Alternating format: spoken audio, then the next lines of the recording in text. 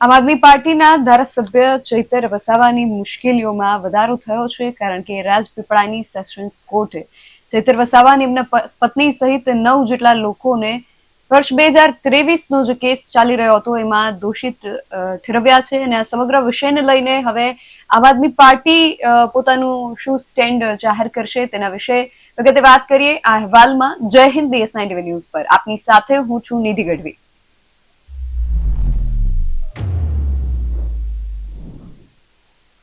વર્ષ 2023ની અંદર ચૈતર વસાવા ઉપર જે આક્ષેપ હતો ફોરેસ્ટ અધિકારી પર હુમલો કરવાનો જે કેસ ચાલી રહ્યો હતો, એ કેસને લઈને હવે રાજપીપળાની જે સેશન્સ કોર્ટ છે એમના દ્વારા ચૈતર વસાવા સહિત 9 જેટલા લોકો છે એમને દોષિત ઠેરવવામાં આવ્યા છે. આ વિશે આજે આપણે વિગતે ચર્ચા કરવી છે. આ ચર્ચા કરવા માટે આપણી સાથે જોડાયા છે આમ આદમી પાર્ટીના જ ધારાસભ્ય હેમંતભાઈ ખવા. હેમંતભાઈ, BS9 ન્યૂઝમાં ખૂબ સ્વાગત છે આપનું. સૌથી પહેલા તો આમ આદમી પાર્ટીના જ આદિવાસી જે વિસ્તાર છે તેને ખૂબ લોકપ્રિય એવા ધારાસભ્ય ચૈતર વસાવાને લઈને આજે અત્યારે અપડેટ સામે આવી રહી છે, તેને લઈને તમારી સૌથી પહેલી પ્રતિક્રિયા.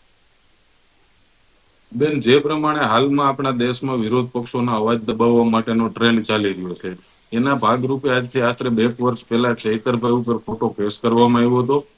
એમાં સરકારી કર્મચારી છે એ જ ફરિયાદી, સરકારી કર્મચારીઓ જ પંચ અને સરકારના જ વકીલો દ્વારા ખોટો કેસ કરી અને અમારા આદિવાસી ટાઈગર કહી શકાય એવા ચૈતરભાઈ વસાવા ઉપર જે ખોટો કેસ કરવામાં આવ્યો હતો. અને આ કેસની વિગત તપાસીએ તો કેસમાં એક ખેડૂતના ખેતરમાં ફોરેસ્ટ વિભાગના અધિકારીઓ દ્વારા ગેરકાયદેસર રીતે પેશકદમી કરી અને એમનો જે ઉભો પાક હતો એ પાકનો નાશ કરી નાખવામાં આવ્યો. અને આની રજૂઆત કરવા માટે ચૈતરભાઈ ત્યાં પહોંચ્યા અને ચૈતરભાઈએ જવાબદારો સામે કડક પગલા લેવાની વાત કરી, જેને લઈ અને ચૈતરભાઈ ઉપર આ ખોટો કેસ કરવામાં આવ્યો. જેમાં અગાઉ પણ ચૈતરભાઈ જેલમાં ગયા હતા અને ફટાફટ આ કેસની ટૂંકી મુદતની તારીખો નાખી અને ચૈતરભાઈની લોકપ્રિયતાથી જે ભાજપ ડરી ગઈ છે એના કારણે ચૈતરભાઈ ઉપર આ ખોટો કેસ કરી અને આ સંડોવણી કરવામાં આવી છે.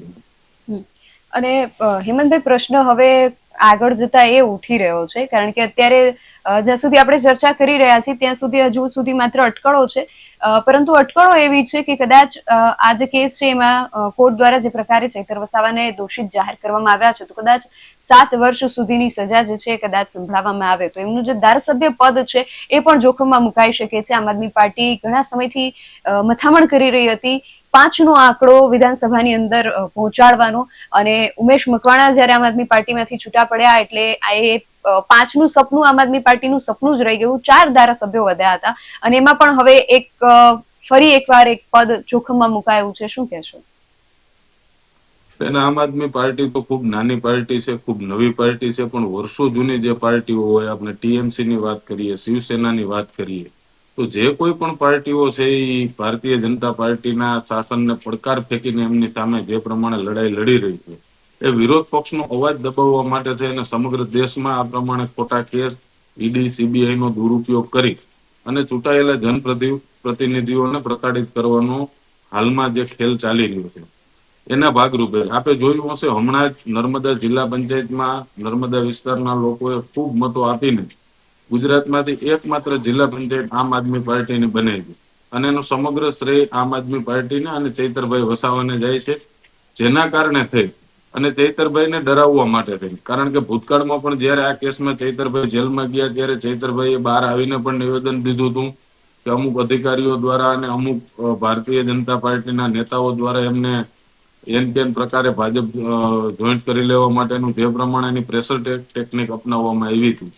પણ ચૈતરભાઈ છે ત્યાં આદિવાસીઓ માટે, યુવાનો માટે, બેરોજગારો માટે ખૂબ લડાઈ લડી રહ્યા છે અને જેના કારણે એ ભારતીય જનતા પાર્ટી સામે ઝૂક્યા નહીં. એનું આ પરિણામ છે કે આ ખોટા કેસમાં એને ફિટ કરી અને એમનું ધારાસભ્ય પદ જોખમમાં મુકાય એ રીતની ઘટના હાલ ઘટી રહી છે, જે ખરેખર લોકશાહી માટે કાળી ટીલી સમાન કહેવાય. અને સરકારે અગાઉ પણ ઘણા કેસોમાં અલગ અલગ નેતાઓને ખોટી રીતે ફસાવી અને ભારતીય જનતા પાર્ટીમાં જોડી દેવામાં આવ્યા છે. અને એ લોકો ઉપર ભારતીય જનતા પાર્ટીમાં જ્યારથી જોડાઈ ગયા ત્યારે રાજદ્રોહ જેવા ગંભીર કિસ્સાઓમાં પણ એમને નિર્દોષ છોડી મૂકવામાં આવ્યા છે. ત્યારે માત્ર એક ધમકી દેવાના આધારે એક સામાન્ય કેસમાં એક ચૂંટાયેલા જનપ્રતિનિધિનું ધારાસભ્ય પદ જોખમાય, આ ખરેખર લોકશાહી માટે એક કાળી પીલી બાબત છે. અને હેમંતભાઈ, જે રીતે તમે વાત કરી રહ્યા છો કે આ વિસ્તાર છે, ખાસ કરીને નર્મદા જિલ્લો, આજુબાજુના પણ ઘણા બધા જિલ્લાઓ જે આદિવાસી વિસ્તારો છે, ત્યાં ચૈતર વસાવાની લોકપ્રિયતા જે છે ખૂબ સારી એવી છે. તો હવે આ સમાચાર જે રીતે ધીમે ધીમે ફેલાઈ રહ્યા છે, લોકો સુધી પહોંચી રહ્યા છે, તો ચૈતર વસાવાના જે સમર્થકો છે એમના સ્વાભાવિક એક આક્રોશ આવવો એ સ્વાભાવિક જ છે. તો તમે એમના સમર્થકોને શું કહેશો અત્યારે? સ્વાભાવિકપણે ચૈતરભાઈ વસાવાના સમર્થકો માત્ર એક જિલ્લામાં કે આદિવાસી વિસ્તાર પૂરતા સીમિત નથી. સમગ્ર ગુજરાતમાં ચૈતરભાઈ વસાવાના સમર્થકો છે. હાલ આપણે ન્યાયપાલિકા ઉપર વિશ્વાસ રાખવો જોઈએ.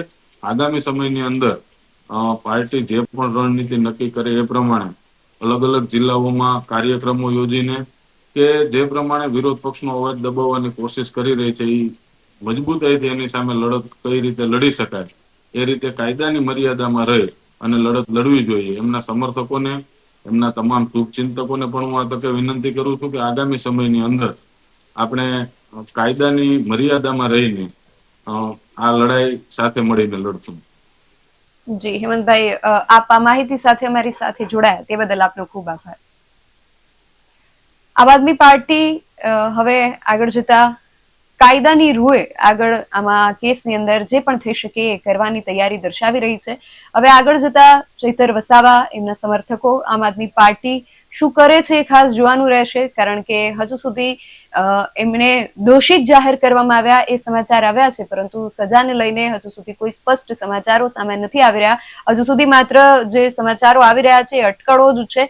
7 વર્ષની સજા થઈ શકે છે એવી અટકળ જે છે અત્યારે સંભળાઈ રહી છે, પરંતુ હવે આગળ કોર્ટ આ બાબતમાં અને ખાસ કરીને આ જે કેસ છે 2023 એમાં શું નિર્ણય લે છે એ ખાસ હવે જોવાનું રહેશે. તમારું આ સમગ્ર વિષયને લઈને શું મંતવ્ય છે, તમારો મત અમને કોમેન્ટ બોક્સમાં ચોક્કસથી જણાવજો. આવી જ વધુ ચર્ચાઓ સાથે મળતા રહીશું. તમે મારી યુટ્યુબ ચેનલને સબસ્ક્રાઇબ કરવાનું અને અમને ફેસબુક અને ઇન્સ્ટાગ્રામ પર ફોલો કરવાનું ભૂલશો નહીં. બાકી અવનવી અપડેટ્સ માટે આપ જોતા રહો BSI TV ન્યૂઝ. નમસ્કાર.